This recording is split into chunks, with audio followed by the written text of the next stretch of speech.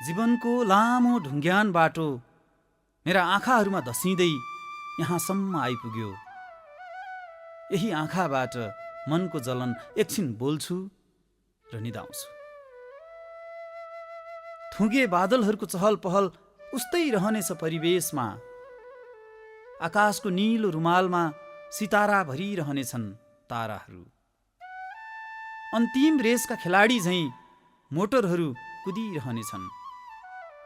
पश्चिम पहाडमा पुगेको साँझको सूर्यबाट उस्तै पहेँलो रङ चुहिनेछ। म जाने बेला एकछिन भङ्ग हुनेछ किताबहरूले घेरिएको मौनता।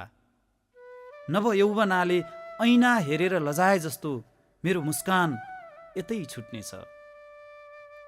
यतै छुट्नेछन् मुजुरका प्वाख जस्ता कलमहरू। आँसुहरूको रेशम यतै छुट्नेछ।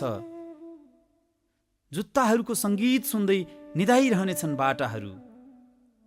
म जाँदा पनि दुःखहरूमा बिउजिरहनेछ रात र चलिरहनेछ यो प्रकृतिको बासना। आउँदा एक्लै आएको थिएँ, जाँदा तिम्रो याद लिएर जानेछु। याद बाहेक अरू केही लैजाने छैन, रित्तै जानेछु। टीका लगाएर भाग्य छोपिएको निधार खरानी भइजानेछ। अन्तिम सासमा बज्नेछ सृष्टिको मधुर धुन। शुक्ल पक्षको चन्द्रमा अँध्यारो खोजमा खसे जस्तो झ्याप्प निब्नेछ एउटा बत्ती। म रित्तै जानेछु यो ठाउँबाट। गइसकेपछि पनि म हाँगा हाँगाबाट बिउजनेछु र शीत बनी खस्नेछु जमिनमा।